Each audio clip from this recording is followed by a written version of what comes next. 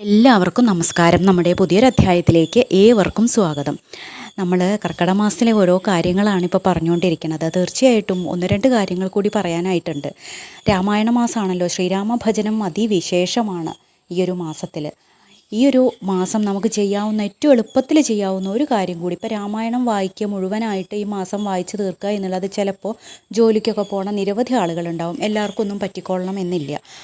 അതുകൊണ്ട് തന്നെ നമുക്ക് പറ്റാവുന്ന ഒരു കാര്യമുണ്ട്. ഒരു പുതിയ പുസ്തകം വാങ്ങുക, ഒരു പേന വാങ്ങുക. ഈ കർക്കിടക മാസത്തിൽ തന്നെ തുടങ്ങിക്കോളൂ. ആദ്യത്തെ ദിവസം 30 വ്യാഴാഴ്ച തുടങ്ങിക്കോളൂ. വളരെ വിശേഷമാണ്. എല്ലാ ഐശ്വര്യങ്ങളും കുടുംബത്തിനുണ്ടാവും.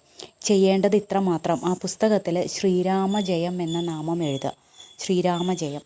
നമുക്ക് ശ്രീരാമജയം എന്ന് എഴുതുന്നത് വഴി നമുക്ക് കിട്ടുന്നത് ഭഗവാൻ വിഷ്ണുവിൻ്റെ അനുഗ്രഹം, ശ്രീരാമ ഭഗവാന്റെ അനുഗ്രഹം, ഹനുമാൻ സ്വാമിയുടെ അനുഗ്രഹം, മഹാലക്ഷ്മിയുടെ അനുഗ്രഹം, എല്ലാ അനുഗ്രഹങ്ങളും നമുക്ക് കിട്ടും.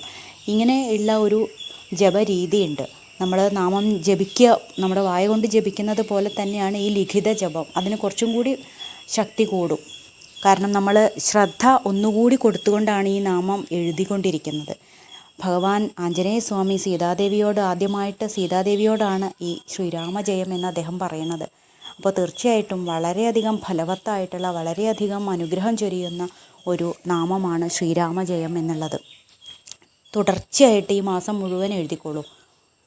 എല്ലാ ഐശ്വര്യങ്ങളും നമ്മളെ കുടുംബത്തിനുണ്ടാവും. ഭഗവാൻ എല്ലാവരെയും സംരക്ഷിക്കും. അപ്പോൾ മുടക്കമൊന്നും വരാണ്ട് എഴുതാനായിട്ട് ശ്രമിക്കുക. ഒരേ സമയത്ത് എഴുതാനായിട്ട് നോക്കുക. അതായിരിക്കും കുറച്ചുകൂടി നല്ലത്. അപ്പം നമ്മൾ നാമം ജപിക്കുക, വിളക്ക് കൊളുത്തുക, ഇതിനൊക്കെ നമ്മളൊരു സമയവും ചിട്ടയൊക്കെ ഉണ്ടല്ലോ, അതുപോലെ തന്നെ ആവണം. അപ്പോൾ രാവിലെയാണ് എഴുതുന്നതെന്നുണ്ടെങ്കിൽ രാവിലെ തന്നെ എഴുതിക്കോളൂ. വൈകുന്നേരം ആണെങ്കിൽ വൈകുന്നേരം എഴുതിക്കോളൂ. എപ്പോഴാണോ സൗകര്യം അത് സ്ഥിരമായിട്ട് ഒരേ സമയത്ത് എഴുതാനായിട്ട് ശ്രമിക്കുക.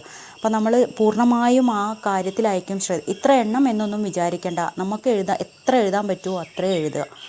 അതാണ് വേണ്ടത്. അല്ലാണ്ട് എണ്ണം തികയ്ക്കുന്നതിൽ കാര്യമില്ലല്ലോ.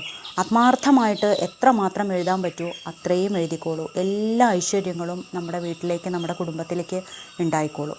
ഒരു തർക്കവും ഇല്ലാത്ത കാര്യമാണ്. ഭഗവാൻ നമ്മളെ ഓരോരുത്തരെയും കാത്തുരക്ഷിച്ചോളും.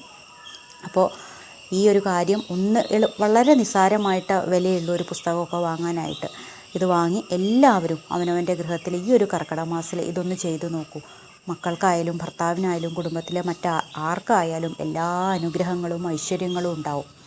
എല്ലാവർക്കും എല്ലാവിധ ശ്രീരാമ ഭഗവാന്റെ എല്ലാ അനുഗ്രഹങ്ങളും എല്ലാ കുടുംബത്തിലും ഉണ്ടാവട്ടെ എന്ന പ്രാർത്ഥനയോടുകൂടി എല്ലാവർക്കും നന്ദി, നമസ്കാരം.